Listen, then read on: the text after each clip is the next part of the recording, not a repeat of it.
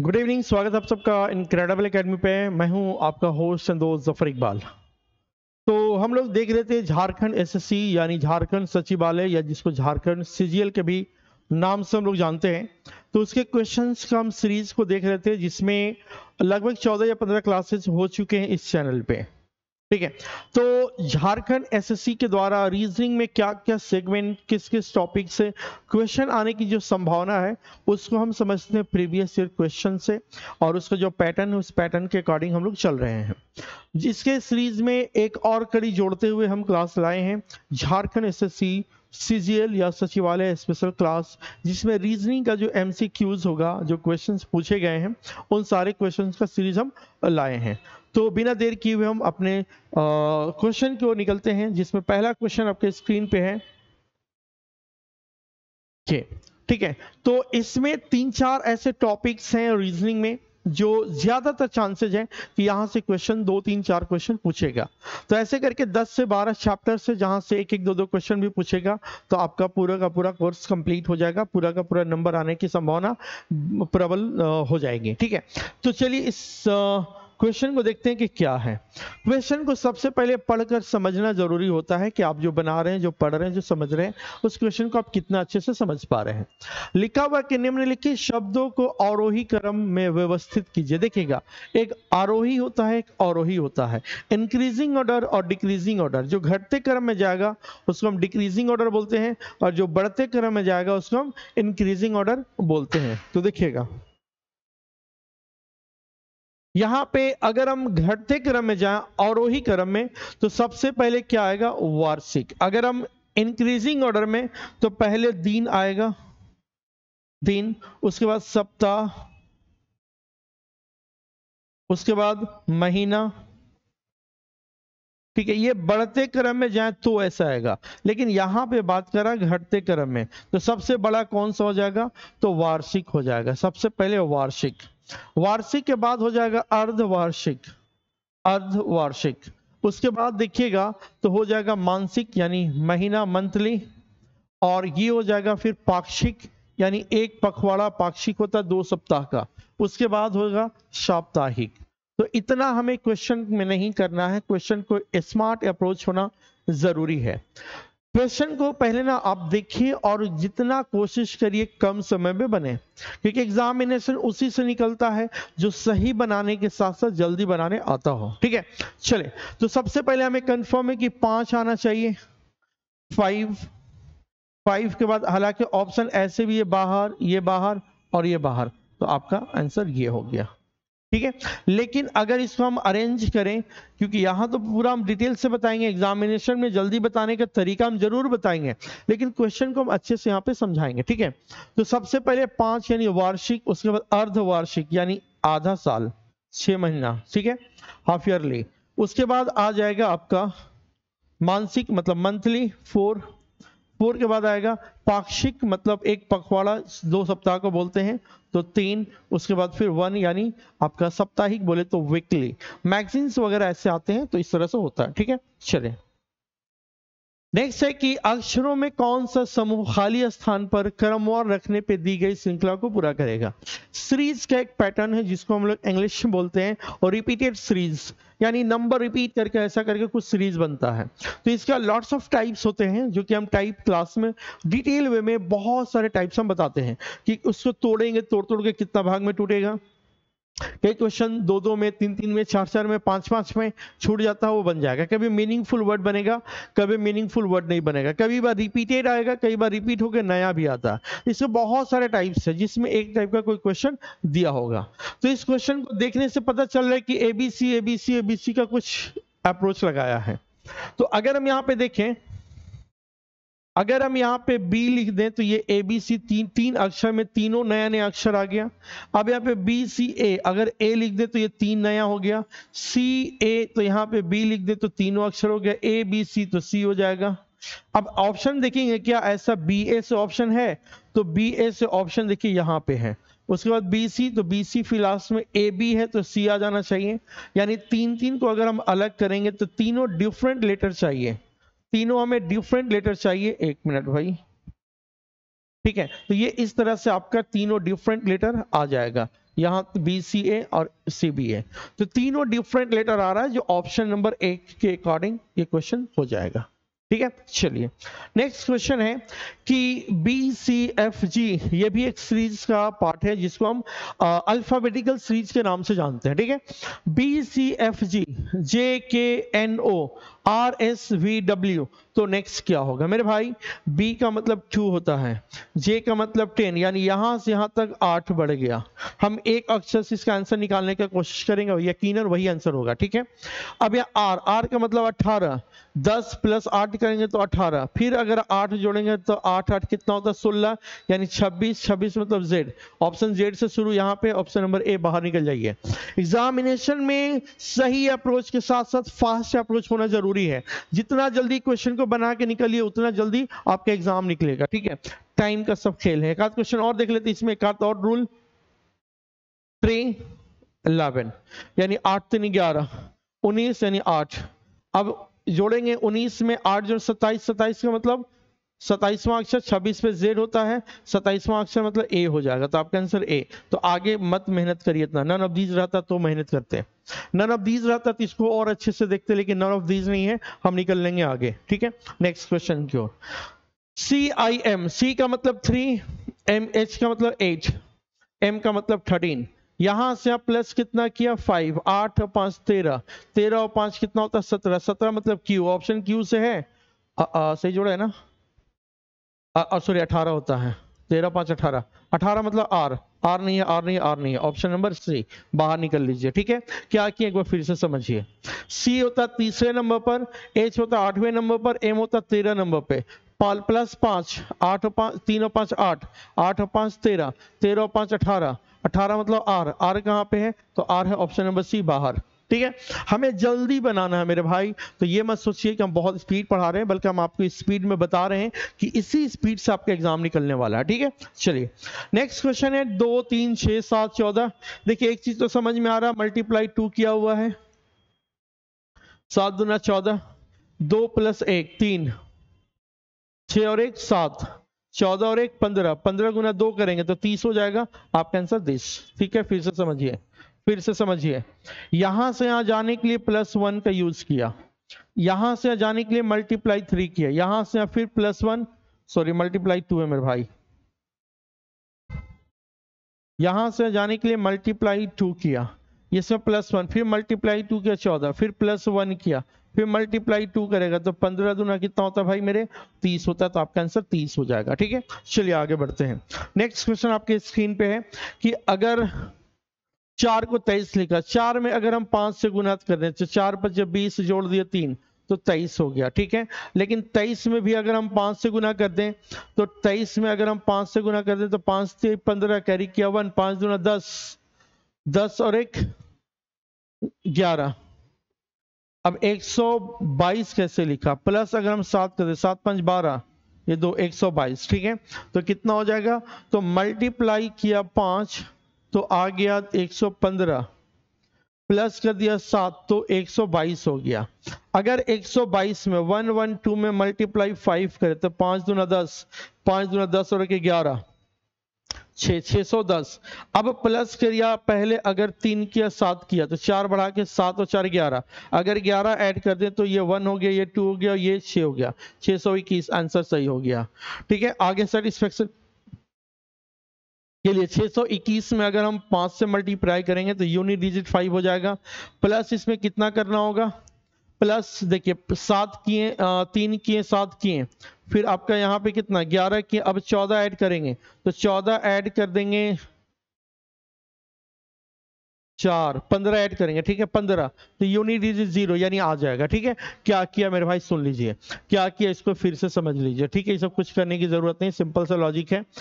यहां से यहां जाने के लिए मल्टीप्लाई 5 + 3, यहां से यहां जाने के लिए मल्टीप्लाई 5 + 7, 3 किया यहां तो यहां 7 किया 4 बढ़ाकर, यहां पे मल्टीप्लाई 5 + 3 था 7 हुआ, 4 बढ़ा 7 और 4 11 ऐड किया, मल्टीप्लाई 5 + 15, 3 7 11 15 यानी 4 4 आगे बढ़ते हुए किया तो उसके हिसाब से कितना आ जाएगा 621 आ जाएगा। नेक्स्ट क्वेश्चन आपकी स्क्रीन पे है। 0 से 5 लिखा, 5 से 60 लिखा, 60 से 615 लिखा, तो अब क्या लिखेगा? देखिए 0 में +5 कर दें तो कितना हो गया 5। अब 5 में +5 कर दिए तो 60 हो गया। अब 60 में 3 बार 5 जोड़ देंगे, ठीक है, तो 60 में 3 × 5 ऐड करना है, तो ये 5 6 और 5 11 के 1 5 और 6 615 हो गया 615। अब 615 में ऐड करेंगे 5 5 5 और 5, ठीक है, कितना बार 5 कर देंगे भाई 4 बार, ठीक है, तो 615 में हम कर देंगे कितना 5 5 5 और 5, तो 5 5 10 6 6 5 11 और ये कितना हो जाएगा 6 61 60। ऑप्शन कहीं पे है 61 60, कहीं पे गड़बड़ तो नहीं किए? एक बार फिर से देख लेते हैं। 61 70 हो जाएगा ना जी, हाँ 61 70, तो ऑप्शन नंबर ये हो जाएगा। क्या किए अब हम ये सब एक्सप्लेन कर दिए, हम आपको यहाँ पे बता दे रहे हैं। यहाँ से यहाँ जाने के लिए +5 किया, यहाँ से यहाँ जाने के लिए +55 किया, यहाँ से यहाँ जाने के लिए +555 किया, यहाँ से यहाँ जाने के लिए +5555 करेगा तो 61 70 आ जाएगा। यही किया है। एक बार 5 जोड़ा, फिर 5 और 5 10 जोड़ा, 5 10 और 5 15 जोड़, मतलब ट्रिपल, पहले 5 2 बार 5, फिर 3 बार 5, फिर 5 5 4 बार, है ना, 1 बार 5 2 बार 5 3 बार 5 और 4 टाइम 5 तो 171 आ जाएगा। ठीक है, चलिए नेक्स्ट क्वेश्चन आपके स्क्रीन पे है। नित्या सैम की बहन है, मोगन सैम का पिता है। देखिएगा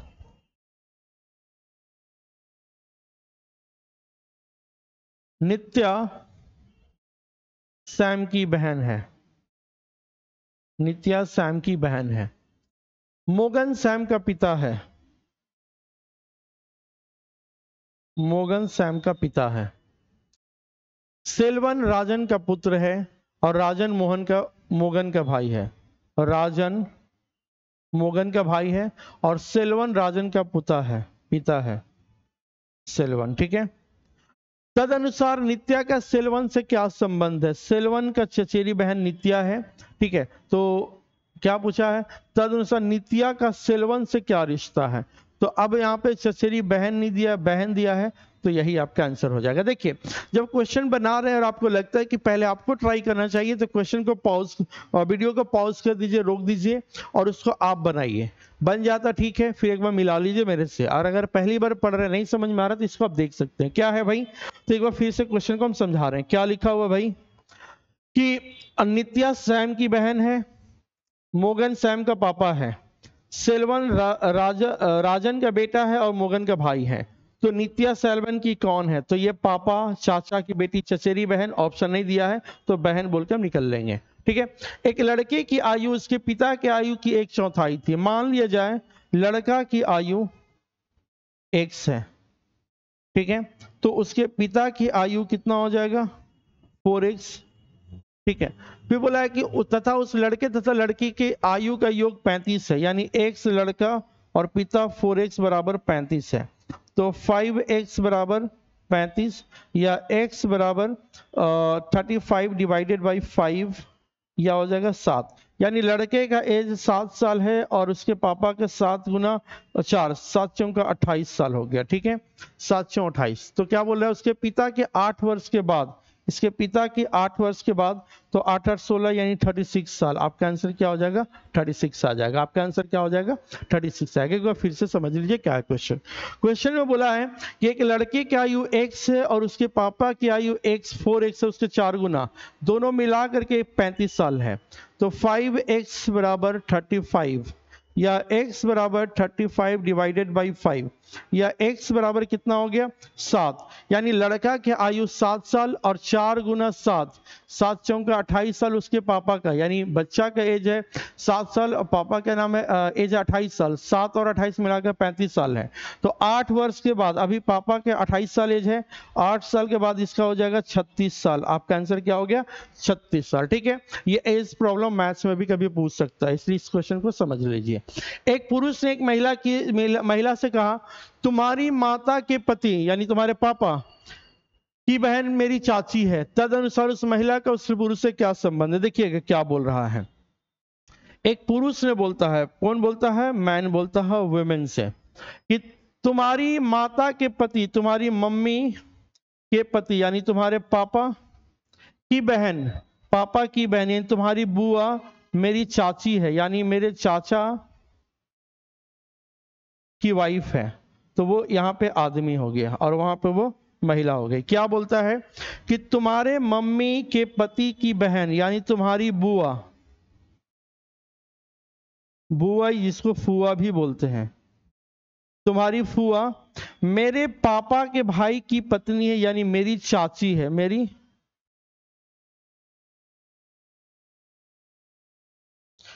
चाची है। ठीक है, क्या बोला, तुम्हारे मम्मी के पति पापा, पापा के बहन बुआ, मेरे पापा के भाई चाचा की पत्नी यानी चाची है। ठीक है, तो बताइए उस महिला का उस पुरुष से क्या संबंध है। ठीक है, तो देखिए अब यहाँ पे ये सब एक जनरेशन के लोग हैं। ठीक है, तो ये हो जाएगा उस, क्या बोला, उस महिला का, तो यानी यहां से चाची के भाई, मामा बोल सकते हैं, की पत्नी, मामी की बेटी, ममेरी बहन, या इसको कुछ नहीं समझ में आ रहा है तो बहन बोल देंगे। हालांकि इसका कोई डायरेक्ट रिश्ता नहीं है, मेरी मामा की बेटी मेरी ममेरी बहन हुई, लेकिन मेरे चाचा के साला मेरे मामा लगे, उसकी बेटी मेरी ममेरी बहन ही उसको बोल देंगे, तो उसको बहन बोल सकते हैं, कोई दिक्कत नहीं है। हालांकि चचेरा भाई की ममेरी बहन हुई तो इसको बहन बोल सकते हैं। क्वेश्चन है, यदि दक्षिण पूर्व दिशा उत्तर में हो जाता है तो सबसे पहले सारे डायरेक्शंस को बनाएंगे। इसको बोलते हैं नॉर्थ, हिंदी में लिखना होगा ना, चलिए इसको बोलते हैं उत्तर, इसको बोलते हैं दक्षिण, इसको बोलते हैं पूर्व, इसको बोलते हैं पश्चिम, इसको बोलते हैं उत्तर पूर्व, इसको बोलते हैं दक्षिण पूर्व, इसको बोलते हैं दक्षिण पश्चिम, इसको बोलते हैं उत्तर पश्चिम। ठीक है, तो क्या बोलता है, दक्षिण पूर्व उत्तर हो जाता है, दक्षिण पूर्व उत्तर 1 2 3 यहां आ जाता है। ठीक है, तो दक्षिण पश्चिम कहां होगा, तो दक्षिण पश्चिम कहां होगा, तो ये इधर से 1 2 3 गया, तो ये भी 1 2 3 गया, तो क्या हो जाएगा, पूरब हो जाएगा। तो आपका जवाब क्या हो जाएगा, पूरब। इसको घुमा दिया जाता है। ठीक है, इस तरह से इसको घुमा दिया जाता है। क्या बोला फिर से देखिएगा, यदि दक्षिण पूर्व यानी द ये हो गया, दक्षिण पूर्व उत्तर में जाता है, यानी यहां से देखिए 45 90 135 डिग्री एंटी क्लॉकवाइज, घड़ी की दिशा में एक जगह नहीं गया, दूसरा नहीं गया, तीसरा में शिफ्ट हो गया। तो इसी प्रकार दक्षिण पश्चिम यानी दक्षिण पश्चिम यहां है, ये एंटी क्लॉकवाइज गया, तो ये भी यहां से 45 90 135 यानी पूरब हो जाएगा, बोले तो ईस्ट हो जाएगा। ऐसे करके घुमा दिया 135 डिग्री। ठीक है, चलिए नेक्स्ट क्वेश्चन है कि निम्नलिखित विकल्पों में से शब्द को चुनिए जो शब्द, ठीक है, कॉन्टिनेंशन, ठीक है, कॉन्टेंशन अक्षरों का प्रयोग करके नहीं बनाया जा सकता। ठीक है, तो ये कौन नहीं बनाया जा सकता, टॉनिक TONIC बन जाएगा, नेशन NA कहीं पे नहीं है तो ये नहीं बनेगा, नोट NOTE बन जाएगा, नोटिस NOTION ये भी बन जाएगा। जो नहीं बनेगा वो C नंबर नहीं बनेगा। क्यों नहीं बनेगा कि यहां पे देखिए CONTENT, ठीक है, ION, इसमें कहीं भी A का इस्तेमाल नहीं, इसमें A का इस्तेमाल किया, मतलब ये नहीं बनेगा। नेक्स्ट आपका किसी कूट भाषा में ग्रास को लिखते हैं 27354, FOUR को लिखते हैं 1648, तो तद अनुसार उसी भाषा में ग्रुप, तो G का मतलब क्या हो गया 2, तो G का मतलब 2 हो जाएगा, सब में 2 ऑप्शन दिया है। ठीक है, फिर लिखा हुआ R का मतलब 7, तो 27 सभी में है। ठीक है, इसके बाद देखिए O का मतलब क्या है, OU या 2 अक्षर, तो यहाँ 2 अक्षर 6 और 8, तो 27 6 8 कहीं पे लिखा हुआ है, 27 6 8 नहीं है, 27 6 8 नहीं है। अब 6 8 यहां भी है, 6 8 यहां भी है। अब लास्ट में P है, P का मतलब क्या है भाई, तो P का मतलब क्या है, P का मतलब कहीं है ही नहीं, अब देखिए यहां पे ग्रुप में देखिएगा GROUP, यहां मिल गया हमें। G का मतलब 2768। अब P का कोड न्यू आना चाहिए, क्योंकि P एक न्यू है तो कोड भी हमें न्यू चाहिए। अगर यहां पे अब 5 लिखते हैं तो 5 किसी का कोड है, किसका कोड है? C का कोड है। तो क्वेश्चन में C तो यहां है नहीं, ये 5 वाला नहीं होगा, तो आपका जवाब क्या हो जाएगा? B हो जाएगा, क्योंकि 9 आया। कहीं भी देखिए 9 यूज नहीं किया गया, तो 9 यूज नहीं है। मतलब अगर क्वेश्चन को बनाने के दौरान, देखिएगा इसको अब हम समझाते हैं कि क्वेश्चन बनाने के दौरान, ठीक है, यहां पे P इस्तेमाल हुआ है, P कहीं पे नहीं है, P कहीं पे नहीं है, ठीक है। तो इसका 2768 तो मिल गया। P के लिए कोड ये तो बाहर और ये बाहर, 9 होगा P के लिए या 5 होगा? तो मेरे भाई 5 किसी और का कोड है, किसका? C का कोड है। ग्रुप में कहीं C इस्तेमाल नहीं हुआ है, तो इसलिए नहीं होगा आपका आंसर। ये हो गया 9, 9 कहीं इस्तेमाल नहीं हुआ था, ठीक है। अगर ऑप्शन में, क्वेश्चन में नया आता है तो ऑप्शन में भी नया चाहिए। नेक्स्ट क्वेश्चन है कि WAYIN को TXVFX बोलते हैं, ठीक है। तो बताइए यहां पे कैसे इसको बनाइएगा, एनी आइडिया? तो हमें पता करना है, देखिएगा सिंपल इसको कोडिंग करेंगे। WAYIN को लिखता है TXVFX। तो W का मतलब 23 और इसका मतलब 20। A का मतलब 1 होता है या 27 भी हो सकता है, और ये X का मतलब ये हो गया, ठीक है। Y का मतलब क्या हो गया? 25, और V का मतलब हो गया 22। समझ में आया कुछ? समझ में आया कुछ? देखिएगा यहां से -3 किया, 27 में से 3 घटा दिया, इसमें भी 3 घटाइया 9, और ये आपका 3 घटा दिया, ये हो जाएगा। तो इसी प्रकार हमें पता करना LB, यहां पे लगता है कुछ मिस्टेक किया, ठीक है, यहाँ पे कुछ गड़बड़ किया। खैर 3 घटा रहा है, तो LBUK, L का मतलब 12, इसको 2 या 28 बोल सकते हैं, 21। B का मतलब 2 भी होता है, या Z की तरफ से Z के बाद 26 के बाद A 27, B 28 हो सकता है, और ये 11। -3 करेंगे तो कितना हो जाएगा भाई? 9। 9 मतलब I से कोई शुरू है तो I से शुरू, यहाँ यही आंसर हो जाएगा। -3 करेंगे तो 25, 25 का मतलब क्या होता है? Y, तो I भी Y है। -3 करेंगे तो कितना हो जाएगा? कितना हो जाएगा? 18। 18 का मतलब R होता है। -3 करेंगे तो कितना हो जाएगा? 8। 8 का मतलब H होता है। तो यही आंसर हो जाएगा, ऑप्शन में दिया हुआ है। तो हमें जल्दी बनाना है क्वेश्चन को, ठीक है। चलिए हम आगे बढ़ते हैं नेक्स्ट क्वेश्चन की ओर।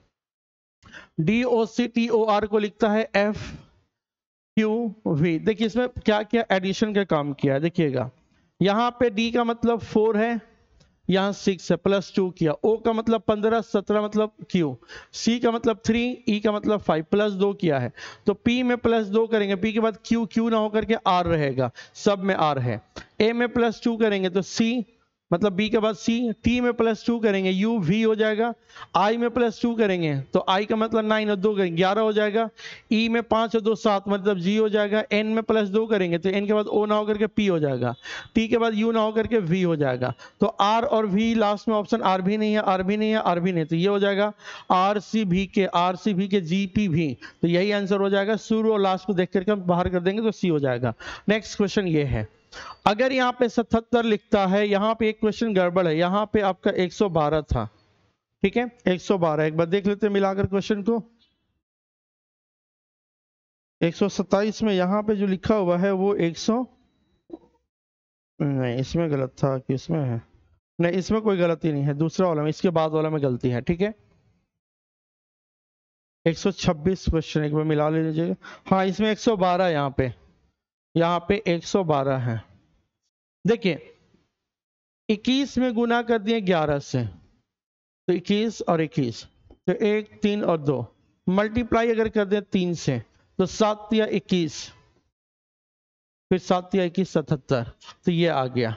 इन दोनों को यूज कर मल्टीप्लाई कर दिया 36 में 12 से, तो 12 6 72 और 12 या 36, तो ये 2 6 6 12 33 हासिल 1 4, 432 में हम गुना कर देंगे कितना से? 4 से, 4 एकम 4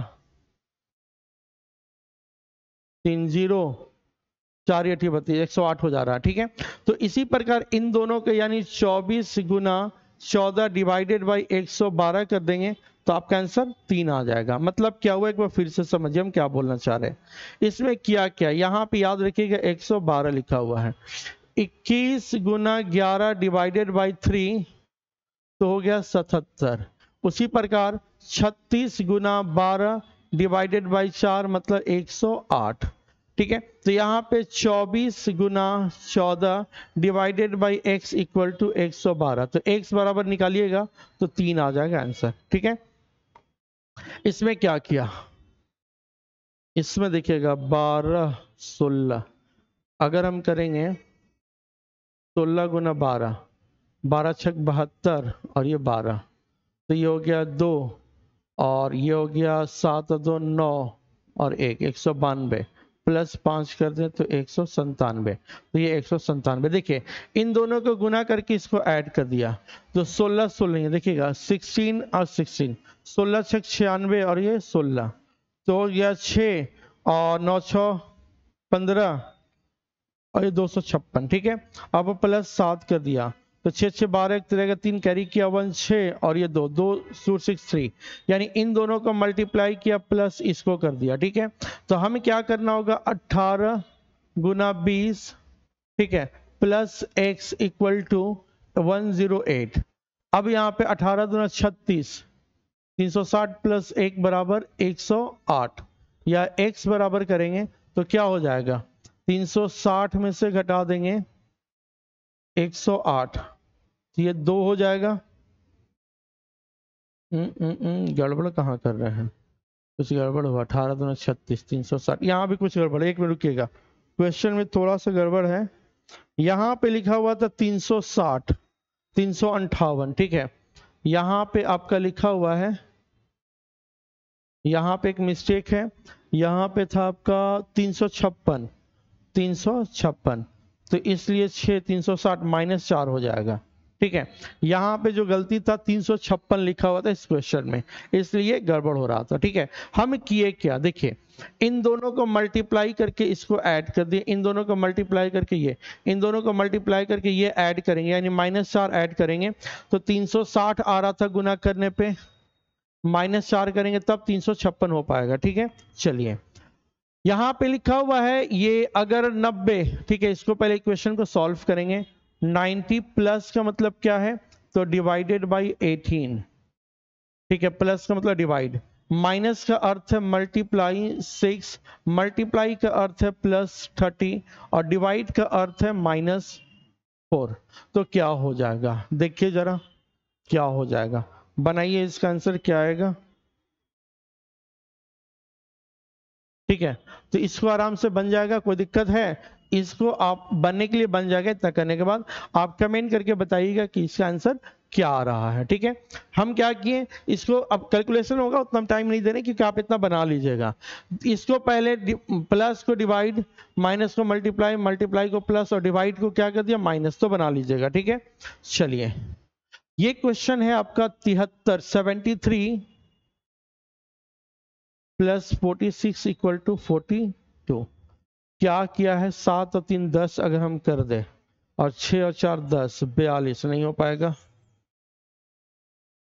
अगर हम इसको ऐसा करें, इसके बीच का डिफरेंस 4 का, इसको 2 का, तो 42 हो जाएगा। यहाँ पे 95 प्लस 87, इसका डिफरेंस कितना हो गया, 4 का, इसका 1 का, 41 यहाँ पे नहीं है, 57 है। तो क्या किया है, कुछ और लॉजिक लगाएंगे, ये लॉजिक काम नहीं किया। ठीक है, तो कोई और लॉजिक होगा, क्या होगा, तो अगर हम यहाँ पे 7 और 4 दोनों का डिफरेंस 4 का, 7 6 और 4 10, इनको जोड़ दिए और इसको घटा दिए तो कितना हो गया 14, 14 में 3 से गुना कर दिए तो 14 तो 42, यहाँ पे दोनों का बीच का डिफरेंस तो कितना हो गया 4 का, और यहाँ पे 8 7 15, दोनों को जोड़ने पे 19, 19 गुना 3, 19 3 57। तो इसी प्रकार हमें पता करना 62 प्लस 80, इनके बीच का डिफरेंस 4 का, और इन दोनों को जोड़ दिए तो 8, 8 और 4 कितना हो गया 12, 12 गुना 3 तो 12 3 36, ऑप्शन में 36 है तो हाँ जी है, तो 36 ऑप्शन है तो हाँ जी बिल्कुल है। नेक्स्ट क्वेश्चन आपके स्क्रीन पे, अगर ये ऐसा बन रहा है तो यहाँ ऐसा बना है, ये नीचे की ओर गया है तो यहाँ पे ये ऊपर की ओर जाएगा। ऐसा कहीं ऑप्शन है? सीधा ऊपर नहीं गया है, ये टेढ़ा हो गया, ऐसा तो होगा नहीं। तो आपका जवाब ये होगा। मतलब ये है कि इसके जैसा ये एक 45 डिग्री ऐसा मुड़ा हुआ, ये सीधा गया है, तो यहाँ पे ये सीधा गया हुआ कहाँ पे? यहाँ पे। तो ऑप्शन नंबर डी हो जाएगा। तो ये था मजेदार, धमाकेदार और स्पीड में हम लोग मैथ का 20 क्वेश्चन। इतना से भी कम समय आपको लेना, 20 क्वेश्चन 20 मिनट। हम तो आपका 30 मिनट हो सकता हो गया होगा इस वीडियो तक। तो इसका इतना कम समय में बनाना है, बेहतरीन रिजल्ट आपको देना है एग्जाम में, ठीक है। चलिए, तो उम्मीद करते हैं आपको ये वीडियो अच्छा लगा होगा। वीडियो लगा होगा अच्छा तो जरूर शेयर करिए और यहाँ पे बताइए। बहुत जल्द हम इसको लाइव आएंगे, डेली लाइव आएंगे और इसको लाइव हम क्वेश्चन कराएंगे, ठीक है। तब तक मिलते हैं अगले क्लास में। Okay, thank you, good night.